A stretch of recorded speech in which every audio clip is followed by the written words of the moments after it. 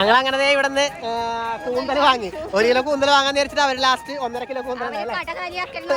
അങ്ങനെ ഞാനും അമ്മയും കൂടി കൊച്ചു വർത്താനെല്ലാം പറഞ്ഞ് കൂന്തലെല്ലാം വൃത്തിയാക്കി എടുത്തു കേട്ടാ. അങ്ങനെ വൃത്തിയാക്കി വെച്ച കൂന്തൽ മൊഞ്ചന്മാരെ ഓരോന്നിനും എടുത്ത് ഞാനിങ്ങനെ വാഴയിലയിൽ അങ്ങ് നിരത്തി അങ്ങ് വെച്ചു കൊടുത്തു കേട്ടാ. ഈ നേരം കൊണ്ട് നമുക്ക് ബാക്കിയുള്ള കൂന്തലെല്ലാം എടുത്തിട്ട് കുറച്ച് പരിപാടി ഉണ്ട് കേട്ടാ. ഉപ്പും മഞ്ഞപ്പൊടി അങ്ങോട്ട് ഇട്ട് കൊടുത്ത് നല്ലോണം അങ്ങ് ഇളക്കി. അങ്ങനെ ആ വെള്ളമെല്ലാം നല്ലോണം അങ്ങ് വറ്റിച്ച് ഞാനത് മാറ്റി അങ്ങോട്ട് വെച്ച് കേട്ടാ. ഇനി നമുക്ക് എന്താ ചെയ്യേണ്ടതെന്നല്ലേ, കൂന്തലിന് വേണ്ടിയിട്ട് മസാല തയ്യാറാക്കണം.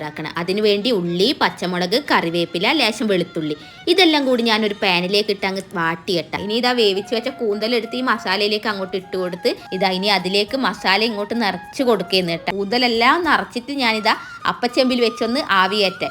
അപ്പോൾ ഇതാ ഓരോന്നിനും എടുത്ത് ഞാനിതാ നല്ല മൊഞ്ചന്മാരാക്കി നല്ല ഫേഷ്യലെല്ലാം ചെയ്ത് കുട്ടപ്പനാക്കി വെച്ചിട്ടുണ്ട്. ഇനി ഇതാ വീണ്ടും ഞാനൊരു പാൻ ചൂടാക്കി ഓരോന്നിനും ഞാൻ വെളിച്ചെണ്ണയിലിട്ട് അങ്ങ് മുക്കി പൊരിക്കുന്നിട്ടാ. പറ്റുന്ന പോലെയുള്ള ചിത്രപ്പണികളെല്ലാം ഞാൻ ചെയ്തു എടുത്തു.